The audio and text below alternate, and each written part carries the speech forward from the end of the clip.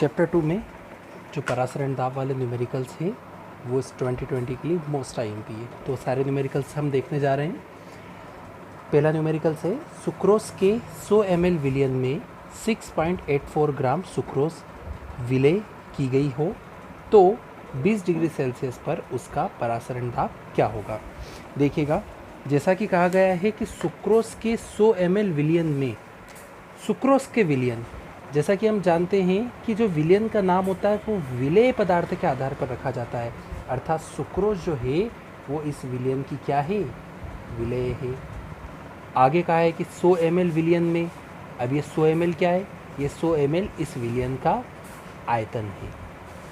में 6.84 ग्राम सुक्रोज विलेय है। सुक्रोज क्या है, विलेय, अर्थात 6.84 ग्राम जो है वो इस विलेय का द्रव्यमान है। तो हम लिखेंगे दिया है, क्या क्या दिया है, विलेय, विलेय कौन है, सुक्रोज, उस सुक्रोज का द्रव्यमान बराबर 6.84 ग्राम। देखिएगा, विलेय का द्रव्यमान दिया है 6.84 ग्राम। अब इसका आणविक द्रव्यमान आपको क्वेश्चन में ही दिया हुआ रहेगा, क्योंकि ये टफ है, इसलिए जो भी टफ विलेय होते हैं उनके आणविक द्रव्यमान प्रश्न में दिए जाते हैं। सुक्रोज का आणविक द्रव्यमान है 342, वो हमने लिख दिया। फिर एक और हमें दिया हुआ था विलियन का आयतन, वो हमने लिख दिया 100 ml, और आगे दिया हुआ है तापमान, ताप हो गया हमारा 20 डिग्री सेल्सियस। अब हमको क्या ज्ञात करना है, परासरण दाब ज्ञात करना है। परासरण दाब ज्ञात करने के लिए हम वान हाफ समीकरण का उपयोग करेंगे। वान हाफ समीकरण होती है पाई v = nRT। देखिएगा, इस समीकरण में पाई क्या है, पाई जो है वो परासरण दाब है, परासरण दाब जो कि हमें ज्ञात करना है। v आयतन है जो कि हमें दिया हुआ है, किंतु याद रखिएगा इस वाले सवाल में, इन सवालों में आयतन को हमेशा लीटर में लेना है। किस में लेना है, लीटर में, और हमें सवाल में किस में दिया हुआ है, मिलीलीटर में। तो मिलीलीटर को लीटर में चेंज करने के लिए हमने 1000 का भाग दे दिया, तो ये आ जाएगा हमारा 1/10 लीटर। आगे है n, n होती है मोलों की संख्या, किंतु ध्यान रखिएगा इन सवालों में मोलों की संख्या हमें सीधे सीधे नहीं दी जाती है। हमें मोलों की संख्या ज्ञात करने के लिए द्रव्यमान में आणविक द्रव्यमान का भाग देना पड़ता है। द्रव्यमान में आणविक द्रव्यमान का भाग देके मोलों की संख्या ज्ञात की जाती है। तो यहाँ हम n के स्थान पर लिख सकते हैं W/m। W होता है द्रव्यमान और m होता है आणविक द्रव्यमान। हमारे पास द्रव्यमान भी है विलेय का और आणविक द्रव्यमान भी है। R होता है गैस स्थिरांक, जिसकी वैल्यू सवाल में ही दी हुई है 0.0821, और T होता है तापमान। अब तापमान के बारे में भी आप याद रखिएगा, हम यहाँ ये सिंबल भी लिख देते हैं ताकि आपको याद रहे। तापमान T, आयतन V, आणविक द्रव्यमान m और द्रव्यमान W। तापमान के बारे में याद रखिएगा, तापमान प्रश्न में जानबूझ के डिग्री सेल्सियस में दिया जाएगा, किंतु आपको इस सवाल में तापमान को हमेशा केल्विन में रखना है। किस में रखना है, केल्विन में रखना है। तो डिग्री सेल्सियस को केल्विन में कैसे चेंज करें, डिग्री सेल्सियस को केल्विन में चेंज करने के लिए 273 जोड़ा जाता है। तो ये हो जाएगा आपका 273 + 20, 293 केल्विन। एक बार फिर से देखिएगा, तापमान सवाल में किस में दिया हुआ है, डिग्री सेल्सियस में, किंतु इस वाली समीकरण में हम तापमान को डिग्री सेल्सियस में नहीं रखते हैं। किस में रखते हैं फिर, केल्विन में। डिग्री सेल्सियस को केल्विन में चेंज करने के लिए क्या करते हैं, डिग्री सेल्सियस के अंदर 273 जोड़ देते हैं। तो जो आंसर आएगा हमारा वो केल्विन में तापमान होगा। तो T की वैल्यू हम 20 ना रखते हुए कितनी रखेंगे, 293 रखेंगे। अब इन सब मानों को इस समीकरण में रख के हम पाई का मान ज्ञात कर सकते हैं। देखिएगा, पाई V की वैल्यू हमारे पास है 1/10 × 1/10, W की वैल्यू है 6.84, M की वैल्यू है 342, R की वैल्यू है 0.0821 और T है 293। अब जब आप इस पूरे को सॉल्व करोगे तो पाई की वैल्यू आएगी आपके पास 4.8 ATM। अब बहुत सारे बच्चे कैलकुलेशन से डर जाते हैं, अगर आप कैलकुलेशन करके आंसर ला सकें तो अच्छी बात है, अदरवाइज़ इस सवाल को कम से कम आप यहाँ तक तो करके आइएगा, यहाँ तक वैल्यू तो रख के आइएगा। क्यों? क्योंकि 3 नंबर का क्वेश्चन है तो मैक्सिमम से मैक्सिमम हमें नंबर तो मिल सके। Something is better than nothing. Okay, thank you. Second सवाल देखिएगा, ग्लूकोज के 5% विलयन के 25 डिग्री सेल्सियस पर परासरण दाब ज्ञात कीजिए। ग्लूकोज का आणविक द्रव्यमान भी दिया हुआ है और आर की वैल्यू भी दी हुई है। अब समझिएगा, कहा है ग्लूकोज के 5% विलयन। विलयन किसका है? ग्लूकोज का है। विलयन का नाम किसके आधार पर रखा जाता है? विलय के आधार पर, यानी कि ग्लूकोज इस विलयन का क्या है? विलय है। अब आगे कहा है कि ग्लूकोज के 5% विलयन। इस 5% का क्या मतलब है? देखिएगा, 5% का ये मतलब है कि उस संपूर्ण विलयन की तुलना में जो हमारा ग्लूकोज है वो ग्लूकोज 5% है। यानी कि पूरा विलयन अगर 100 ml है तो ग्लूकोज जो है वो हमारा 5 ग्राम है। फिर से समझिएगा, ग्लूकोज के 5% विलयन, यानी कि ये जो प्रतिशत दिया हुआ रहता है वो प्रतिशत पूरे विलयन के सापेक्ष इस विलय का प्रतिशत दिया हुआ होता है। कि सपोज अगर पूरा विलयन अगर हमारा 100 ml है तो उसके अंदर ग्लूकोज कितना होगा? 5 ग्राम। अगर कल को वो कह दे कि ग्लूकोज के 10% विलयन, यानी कि पूरे विलयन की तुलना में ग्लूकोज कितना होगा? 10%।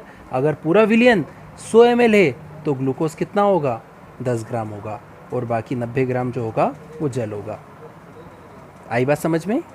अब देखिएगा, ऐसे सवालों को करने के लिए हमें सबसे पहले इस विलयन के आयतन को मानना होगा। कि माना ऐसे जो भी प्रतिशत वाले सवाल आए उसकी शुरुआत हमेशा विलयन के आयतन को मानने से ही होगी। हम मानेंगे कि माना विलयन का आयतन जो है वो 100 ml है। अब बहुत सारे बच्चे पूछते हैं कि सर हम विलयन का आयतन 1 लीटर क्यों नहीं मान सकते? क्योंकि प्रतिशत वाला सवाल है तो 100 के तुलना में प्रतिशत निकालना सरल होता है। 100 का 5% कितना होगा? 5। 100 का 10% कितना होगा? 10। 100 जो रहती है 100 की संख्या को लेकर प्रतिशत निकालना सरल रहता है, इसलिए हम विलयन का आयतन कितना मान लेते हैं? 100 ml मान लेते हैं। अब हम लिखेंगे प्रश्नानुसार। प्रश्न के अनुसार क्या आप इस विलेय पदार्थ का द्रव्यमान बता सकते हो? बिल्कुल बता सकते हैं। विलेय अर्थात कि ग्लूकोज का द्रव्यमान कितना होगा? 5 ग्राम होगा। 5 ग्राम क्यों होगा? क्योंकि कहा ही है उसने कि 5% विलयन है। हम जानते हैं कि ग्लूकोज का जो आणविक द्रव्यमान होता है वो आणविक द्रव्यमान कितना होता है?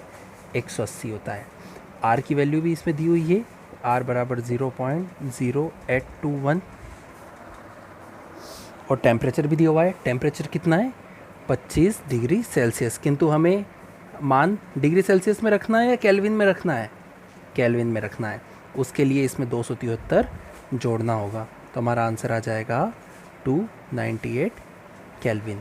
क्या ज्ञात करना है? परासरण दाब ज्ञात करना है। परासरण दाब ज्ञात करने के लिए हम क्या करेंगे? वान हाफ समीकरण लगाएंगे। Pi V is equal to N R T.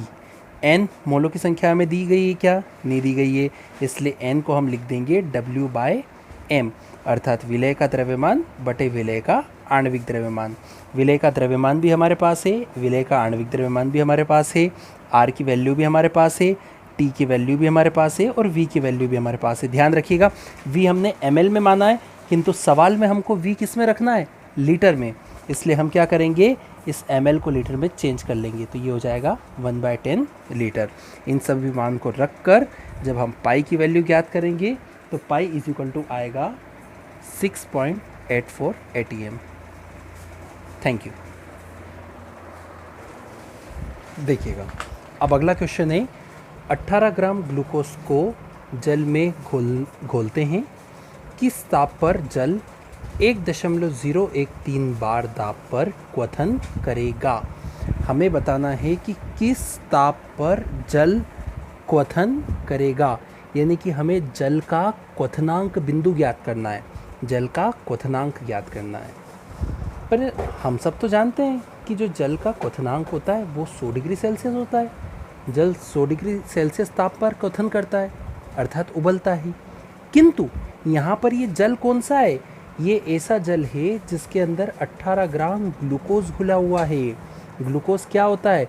Glucose होता है अवाष्पशील विलय। तो अब ये यहाँ पर शुद्ध जल नहीं बचा है, अब ये अवाष्पशील विलय युक्त विलयन बन चुका है।